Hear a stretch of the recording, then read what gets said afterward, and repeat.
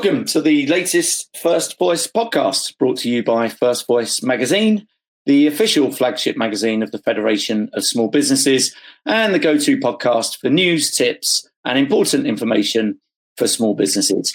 This episode is the first in our new series of regular podcasts titled The Small Business Roundup, in which we'll take a look back at all the important issues you need to be aware of from the past month, as well as highlighting one or two things to look out for in the coming weeks.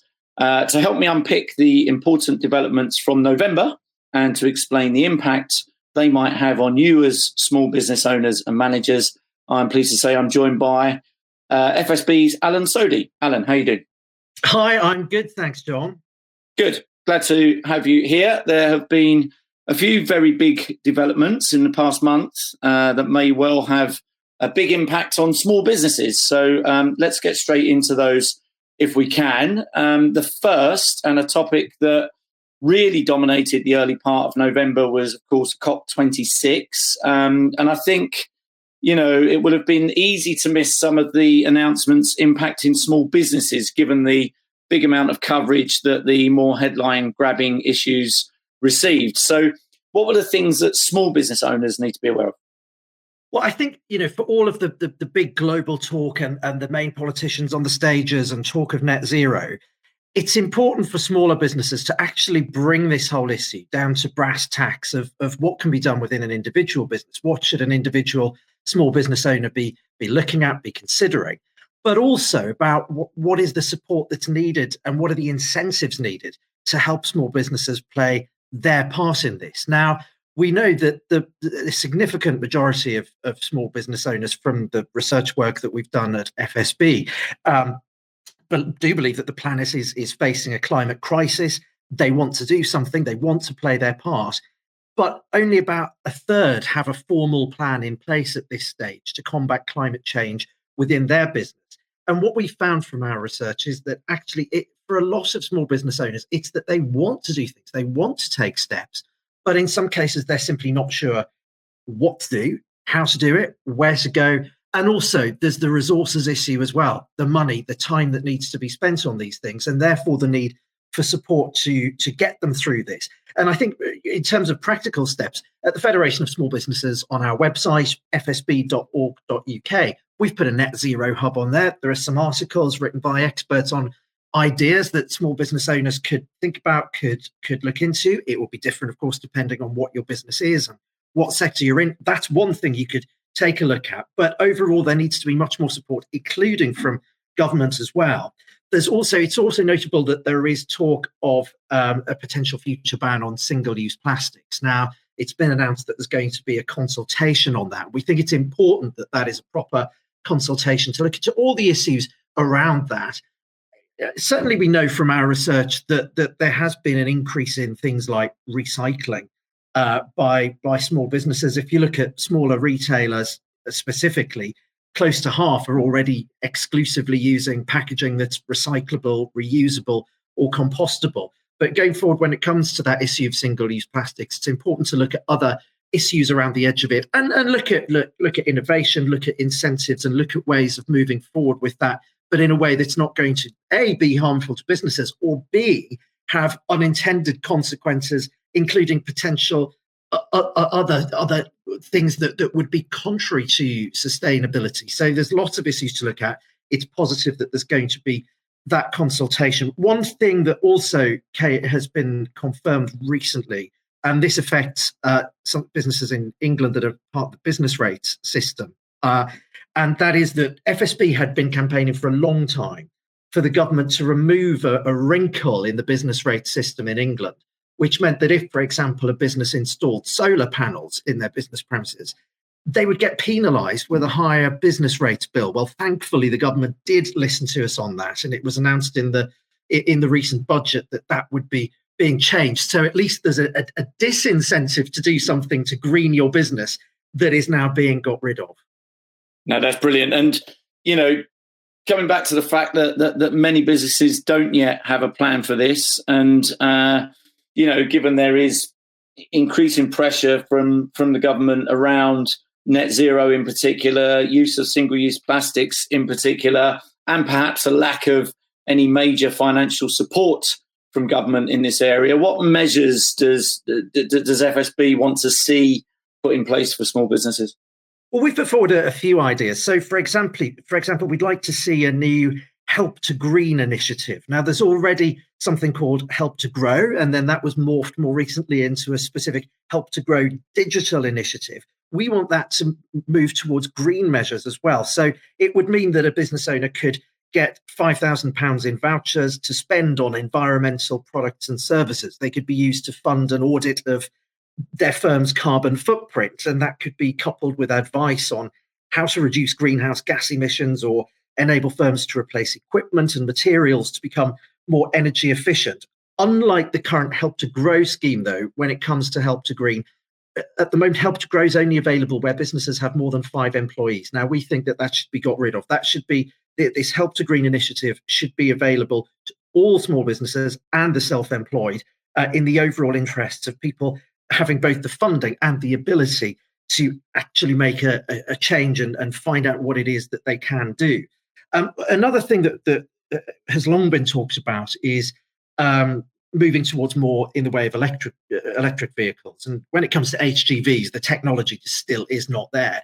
But for smaller business vehicles, then yes, there can be a move away from petrol or diesel commercial vehicles. But again, there should be some support and an incentive for that. And we think that there should be a scrappage scheme which could be rolled out and potentially provide businesses with, say, £2,000 for each qualifying disposal. Alongside all of that, if there are to be more electric vehicles being used for commercial purposes, there needs to be the infrastructure to back that up. What do I mean? Well, fundamentally charging points apart from anything else. And we hear time and again of the shortage of those, both from domestic users of electric vehicles and for those who've already moved to them for commercial as well. Another issue that we think is important to look at is for those who are in rented premises and where that may be preventing a business owner from taking steps, from doing things, from making their business more environmentally friendly, where the landlord might not either not appreciate it or not want it or disallow it. And we think that there should be a task force established working in conjunction with Ofgem, the regulator, to bring together suppliers, small business landlords and business groups to agree how to cut energy use in rented premises. Great. Okay. Look, moving away a little bit from COP26, another big announcement to come out of government in November was the cancellation of the lead section of HS2. Given the whole point of HS2 was to connect the north with the rest of the country and to level up the business landscape, as it were, this is a big blow, isn't it? Clearly, when something is changed so drastically at this stage in a massive project, when people were expecting it and people might have already been planning around it, it is far from ideal. So it will be extremely disappointing to a lot of small firms, and not actually just necessarily in the regions affected, but also because of the wider benefits that were supposed to come from this. And what needs to happen here is a restoration of the scale of ambition. So even if that particular branch of HS2 up to Leeds was not going to go ahead, but there needs to be more ambition in terms of connectivity and in terms of improving the transport infrastructure across the north of England, but also it's important in other parts of the UK as well. But there seems generally with these announcements to have been a downgrading in the level of ambition, and that needs to be ramped back up because it's important for businesses.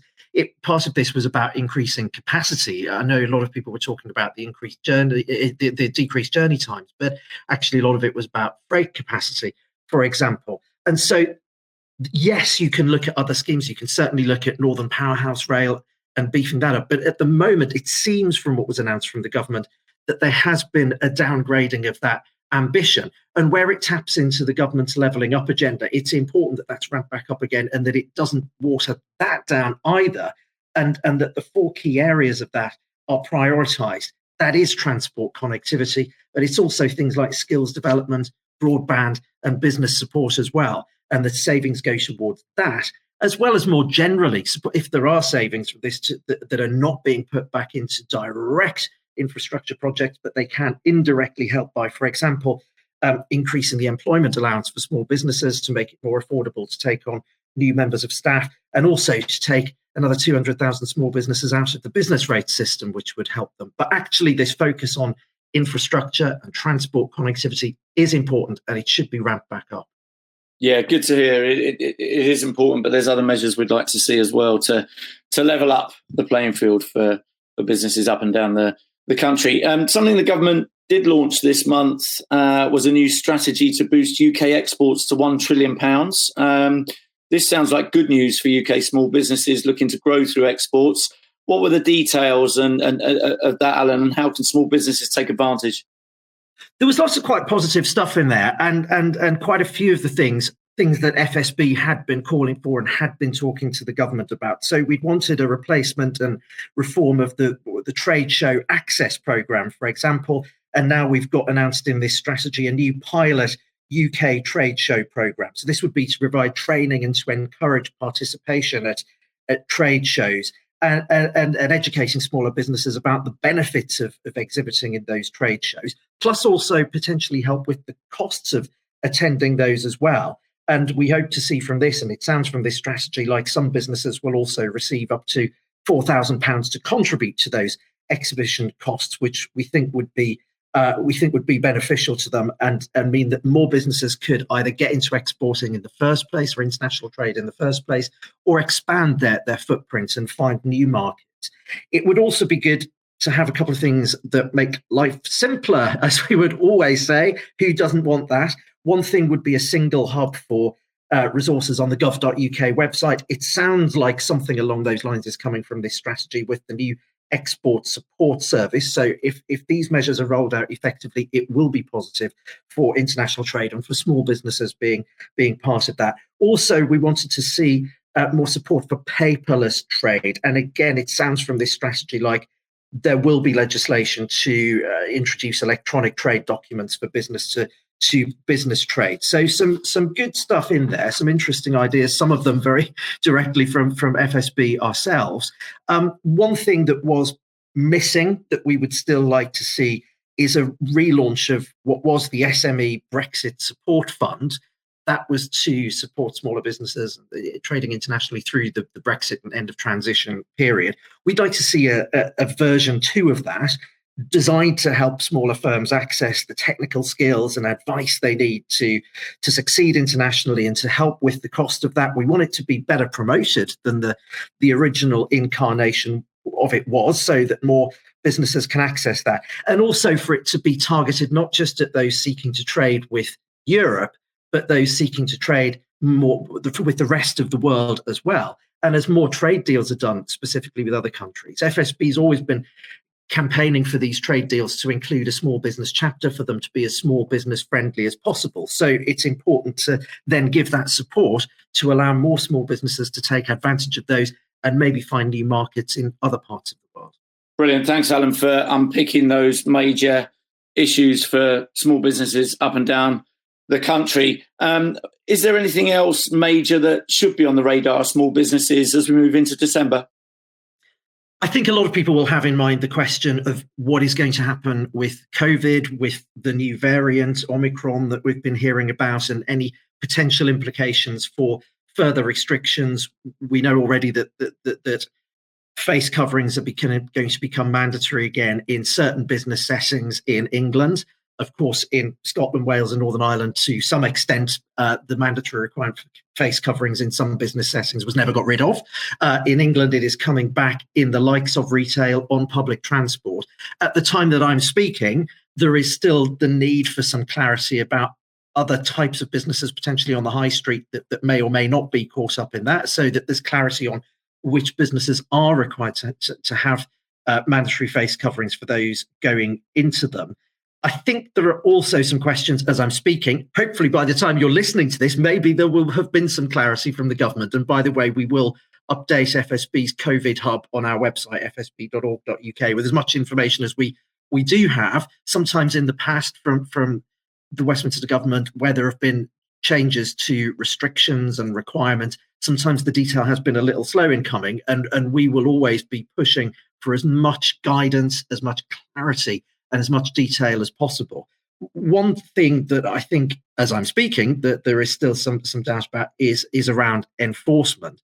And what I mean by that is that we would not want small business owners, small shop owners, for example, to be in the position of effectively having to be de facto police officers with this. It's not their job to enforce the law. Yes, there may be legal requirements that they're required to comply with, but in the end, it's for the authorities to enforce the law. And it would be good to get some clarity on that and where business owners would stand in certain circumstances. We hope, and we've seen when restrictions like this have been in place previously, that the vast majority of customers are understanding, whatever people's views on face coverings or any other restrictions, but that it's not the fault of small shop owners or their staff. And we hope that very much that will be the spirit of customers this time round as well, that they will understand that there are certain requirements in place and that a small business owner is not the person who's making a decision over a law affecting the whole of England. And then also beyond that, while of course we hope that circumstances will not reach the point where there needs to be any other increase in restrictions again, but of course it's always a possibility with this pandemic. And it would be good if where the Westminster government has a plan for England that they refer to as Plan A, Plan B, Plan C, it would be good to get a bit more detail of what that would look like if England did go to those further stages, and also what the business support offering would be to go alongside that and how proportionate it would be. That's something at FSB, again, we're constantly talking to the government about. But I'm saying that it would be good, even though we all hope that it won't become necessary, for businesses to be able to have contingency plans, they need more detail on what the Plan B and the Plan C would look like in more detail in practice, if, heaven forbid, it came to it.